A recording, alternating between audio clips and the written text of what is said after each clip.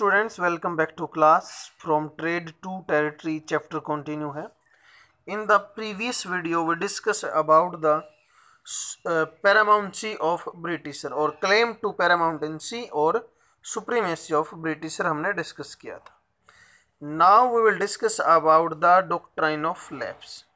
जो lapse की policy थी उसके बारे में हम mainly यहाँ discuss करेंगे और even we can say the doctrine of lapse. The final way of annexations occurred under the Lord Dalhousie, who was the Governor General from 1848 to 1856. इस टाइम पीरियड में वो गवर्नर जनरल थे. He devised a policy that came to be known as doctrine of lapse. तो जो policy उन्होंने चलाई उसको doctrine of lapse बोला जाता है.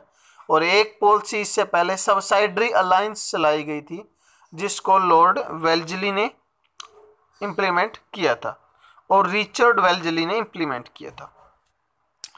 The doctrine declared that if any Indian ruler die without a male heir का मतलब यहाँ पे है उत्तराधिकारी जो होगा वो सन होना चाहिए. अगर डॉटर है तो भी उस टेरिटरी को किसके अंडर इंक्लूड कर लिया जाएगा? ब्रिटिश टेरिटरी के अंडर इंक्लूड कर लिया जाएगा. One kingdom after another was annexed by simply applying this doctrine. और इस पॉलिसी के थ्रू बहुत सारे इंडियन स्टेट्स को उसमें इंक्लूड कर लिया गया था.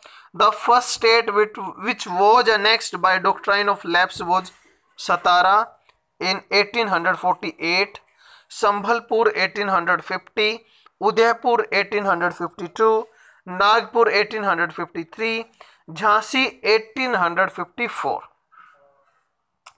Finally, in 1856, the company also took over Awadh.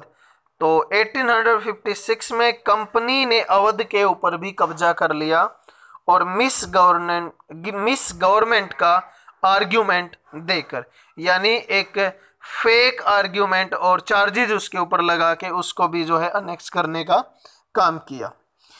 The people and the Nawab were against the Britisher and they take part in the revolt of 1857. इस तरीके से राजा या नवाब थे जो और वहाँ के लोग वो ब्रिटिशर से नाराज हो गए और 1857 के रिवोल्ट में पार्टिसिपेट किया. This is the map you are watching as. ये है 1797 से पहले का. जो रेड कलर है that is not the part of britisher, क्योंकि इस एरिया को हम बनारस, कोलकाता, ये फिर हैदराबाद या मद्रास सॉरी, ये जो येलो कलर है ये ब्रिटिशर के अंडर था क्योंकि इस टाइम तक पलासी और बक्सर हो चुके हैं.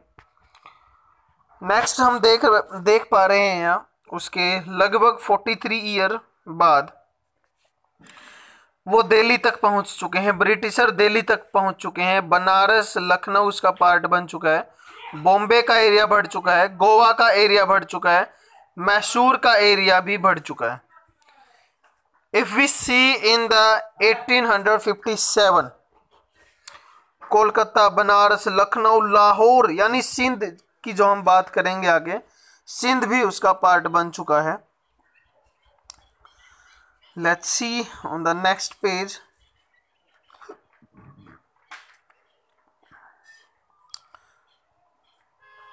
Setting up a new administration. अब हम यहाँ डिस्कस करेंगे setting up a new administration. The next topic is setting up a new administration. Britisher ने न्यू एडमिनिस्ट्रेशन को किस तरीके से सेटअप किया? Terms are given here. काजी एक जज होता है. जिस तरीके से जज जजमेंट देता है तो काजी भी उसी तरीके से जजमेंट देता था मुस्लिम के अंदर.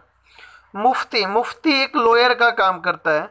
अ jurist of the Muslim community responsible for expounding the law that the qazi would administrator, यानी काजी मुफ्ती की स्टेटमेंट को सुनकर अपना डिसीजन देता है. Next is impeachment. इम्पीचमेंट को वैसे महाभियोग बोलते हैं. लाइक इंडिया में प्रेसिडेंट है या फिर chief justice of any court, अगर उनको रिमूव करना है तो इम्पीचमेंट का प्रोसेस यूज किया जाता है।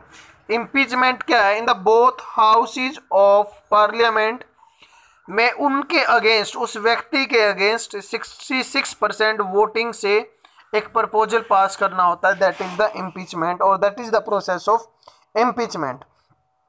But in the reference of britisher a trial by the House of Lord in England for the charges of the misconduct brought against the person in the houses और House of Common के अंदर जो है, House of Common के अंदर इसको लाया जाता था। वॉरेन हेस्टिंग्स जो गवर्नर जनरल थे बंगाल के और letter became of India also in 1773 to 1785 was one of many important figures who played a significant role in the expansion of company power। Company power को एक्सपेंड करने में उनका एक important role यहां हमें दिखाई दे रहा है। By his time, the company had acquired power not only in Bengal but also in Bombay and Madras also. The British territory would broadly divided into administration called presidency। अब जो ये units बनाई गई उनको प्रेसिडेंसी बोला गया। मुंबई, कोलकाता, चेन्नई जिसको मद्रास बोलते हैं, these were the presidencies। There were the three presidencies, Bengal या Kolkata even we can say, Madras and Bombay. Each was ruled by the governor. The supreme head of administration was the governor general। तो governor general यहाँ Warren Hastings थे, यानी बंगाल का जो governor होगा वही इनका लीडर भी होगा।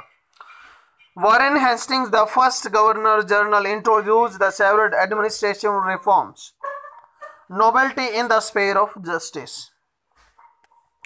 From 1772, a new system of justice was established. Each district was to have 2 courts। हर एक डिस्ट्रिक्ट में 2 कोर्ट थी, एक क्रिमिनल कोर्ट जिसको फौजदारी अदालत बोलते हैं, second was the civil court जिसको दीवानी बोलते हैं। फौजदारी के अंदर जैसे मारपीट या झगड़े से रिलेटेड चीजें होती थी और दीवानी के अंदर धोखाधड़ी से रिलेटेड मामले होते थे। मौलवी and Hindus Pandit interpreted the Indian laws for the European district collector who preside over the civil courts। अब जो ब्रिटिशर थे उनको इंडियन कल्चर से रिलेटेड जो लॉज वगैरह हैं वो लिखने का काम मुफ्ती या मौलवी और हिंदुओं में पंडितों ने किया था। The criminal courts were still under a qazi and the mufti but under the supervision of the collectors. तो कलेक्टर्स उनके ऊपर ओवरऑल डिसीजन लेता था, लेकिन उनको लीड करने वाले काजी और मुफ्ती थे, but in the supervision of collectors. A major problem was that the Brahman Pandit give the different interpretation of local laws based on the different schools of the Dharma Shastra। अब पंडितों को ये तो बोल दिया गया कि उन्हें जो है लॉज बनाने हैं या उनको राइट करके देना है या उनकी एक्सप्लेनेशन देनी है, बट जितने भी पंडितों से एक्सप्लेनेशन दी गई वो सेम नहीं थी, डिफर करती थी। सो इस चीज का सॉल्यूशन फाइंड आउट करने के लिए to bring about the uniformity in 1775 11 pandit were asked to compile a digest of Hindu laws and Behold translated this digest into the English। By 1788, a code of Muslim law was also compiled for the benefits of European judges। हिंदुओं में mainly 11 पंडितों को बुलाकर उनसे common जो है judgement ली गई और उसको फिर ट्रांसलेट करने का काम किसने किया था? NB हेल्ड ने। उसी तरीके से मुस्लिम्स के साथ भी किया गया। Under regulating act of 1773 a new supreme court was established. तो जो 1773 यानी 1773 का सुप्रीम एक्ट था उसके थ्रू एक कोर्ट बनाने का काम किया गया। While a court of appeal the Sadar Nizamat Adalat was also set up at Kolkata. The principal figure in an Indian district was the collector, यानी मेनली कलेक्टर टॉप में काम करता था, सुप्रीम था वहां पे उस time. As the title suggested, his main job was to collect revenue and taxes, maintain the law. तो revenue collection का काम उसका था. And order in his district with the help of judges, police officers and darogas. His office, the collectorates, became the new center of power and the patronage that steadily replaced the previous holders of the authority. Students, it was all over about this lecture.